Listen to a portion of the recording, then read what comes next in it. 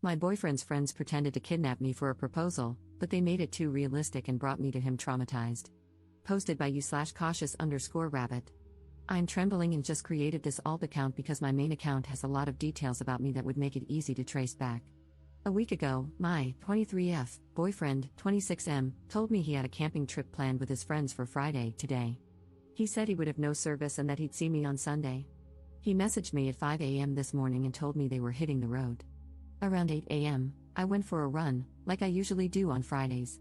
I keep one headphone in while I run because I'm often on a work call. While I was running, I noticed an SUV that kept popping up. In hindsight, it looked just like my boyfriend's childhood friend's car. I sent a message to my sister, telling her to stand by, and I shared my location. Right after sending the message, I looked up, and the SUV was right beside me. Someone jumped out and grabbed me. It happened so fast that I even dropped my phone on the pavement. I was pulled into the car, and I could tell there were at least 2 masked guys in the back before they covered my eyes. In hindsight, they had cartoonish ski masks and black gloves on. I freaked out and resisted like crazy, screaming and kicking. All I could hear was these guys laughing, and I could feel one of them holding my arms behind me while the other held my legs down at the knees. I don't know how long I was in there, but I kept begging them to let me go and crying. I even admit I peed on myself, but I don't think they noticed until we arrived at the house. They pulled me out of the car, and I screamed for help until I was dragged into a house. When the mask covering my head was removed, I was on my knees in front of my boyfriend of 2 years. He was staring at me with a confused look before he started angrily asking his friends what was going on. As I started to process what was happening, I realized he was dressed nicely, and there were romantic decorations around the entryway to his house. I recognized him in the setting, and I collapsed into sobs. I probably had a 5-minute panic attack in that car on the way there and another one sitting in the entryway to his house. I was sweaty, wearing soiled yoga pants, flushed with fear, and terrified for my life. That all happened about an hour or 2 ago. My boyfriend took me upstairs and was going to help me get showered and changed, but I wanted to do that alone. I heard yelling and commotion downstairs while I was in the shower, but I don't know what's going on. I'm sitting in his room now, holding my shattered phone after crying to my sister about what happened. She lives 90 minutes away but is speeding over to get me now. I can't stop thinking about what happened. Even though I know now I was never in any real danger, I don't think my brain can fully comprehend it. They were snickering and teasing me in deepened voices about what they were going to do to me. The one holding my legs down kept caressing my thighs, moving his hands up and down toward the inner area. When the car would brake, his face kept falling into my chest. I don't even know who that was. I just know one of them sounded unsure and kept trying to defuse the situation, but I think it was the driver. Edit. My sister arrived. She wants to take me to the police station now. I haven't spoken to my boyfriend yet, but I think there's more to this story than he knows about. I'll have to log off for a while. Thank you for the support in the comments. Edit 2. I'm working with the police now. This is going to be investigated as false imprisonment if I press charges. My sense of time was so warped. From where I was picked up to his house was about 7 to 10 minutes by car, but it felt way longer than that. As for the friends, the driver was his childhood best friend, whom I actually get along with well. He was in tears when he voluntarily arrived at the police station to give a statement. The other 2 were friends from his athletics class, which he started attending a few months ago. It seems like the 2 guys I didn't know wanted in on what was otherwise supposed to be something more innocent. The original plan was for them to pop out of the car in their funny kidnapping attire and hand me a letter explaining that I was being summoned by my boyfriend and that resistance was futile. It seems the plan changed as the 2 new friends wanted to shake me up a bit more and make it feel more real. Edit 3. I've had time to calm down and have had long talks with my sister. We are going to meet up with my I'm not sure yet, boyfriend for dinner tonight. He has been respectful of my requests for space but has been emotional whenever he thinks about what I went through this morning. His best friend contacted me repeatedly, apologizing for allowing it to get that far, but I asked him to stop, and he did. The best friend's fiancé reached out and has been supportive and apologetic, too. I'm astounded by the support I've received here and wish I could thank each of you individually.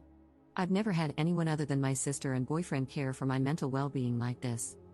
Reddit is a very kind place sometimes. Update 2 weeks later. Hello, I apologize for going MIA. I saw my story posted on r/Bistov Redditor updates, so I finally logged back in. There's a lot I wish I could share with you all, but unfortunately, due to legal consultation, it's best I keep much of it private. In short, I'm healing. My now fiancé proposed to me privately last week. We've had many tough conversations, and his responses to everything reminded me how safe and loved I feel with him. He didn't ask for or endorse that type of plan. I've learned that the two friends I didn't know well were highly influenced by YouTube pranksters and social experiment channels. Also, one of them let us know he is on the spectrum and apologized for his role.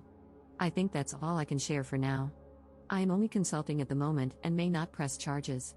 Thank you so much for all the kindness and support.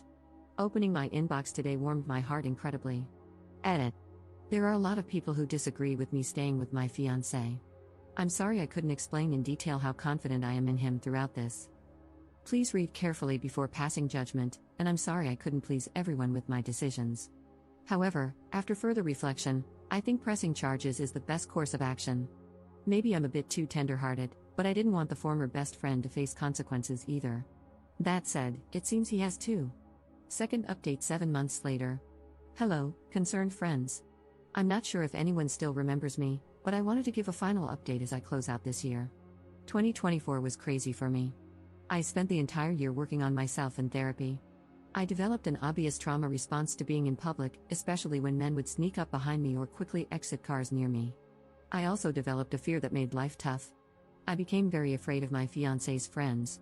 I love and trust my friends and family with all of my being, but I found that I couldn't trust anyone he brought into our life because of a feeling of losing control. Sorry if this is a bit incoherent, I'm not really sure how I feel myself. But the point is, if I haven't vetted and learned to trust people, I struggle to allow them into my life. I decided to end things with my ex-fiancé. It was tough and took months to do, but I feel better for it. He is a great man, but there were behaviors from him and his friends before, during, and after the incident that gave me pause. The doubt and mental anguish were too much, and I just had to run away from it all. Shockingly to me, but not to my therapist, I feel immensely better now. It's almost like a switch went off, and being away from him has expedited my healing so much. I'm scared about being at my age and starting over, but I'd rather not be married at all than live in the stress I was in. Happy New Year, everyone. Also, an update on the legal side, the charges were dropped, and I was not mentally able to pursue anything further. I will say the lives of his friends have been stained, and I don't care to check the extent. I just know there was a breakup, and one was kicked out of their living situation over it all. Commenter. I'm autistic and an attorney. One of the great benefits of autism, in my opinion, at least, is that I can very clearly discern the rules of what's right and wrong, as well as what's legal. It's one of the reasons I'm on my state bar's ethics committee. We literally have the guidelines and laws written out. It's great, and yes, there are shades of gray and some room for interpretation, but not in this case. She was assaulted, battered, simply grabbing her counts, let alone groping her, kidnapped, and subjected to severe intentional infliction of emotional distress. I hope OP considers pursuing civil charges, even if going through the criminal system wasn't worth it for her. But I completely understand if she doesn't, as sometimes folks just need to move on.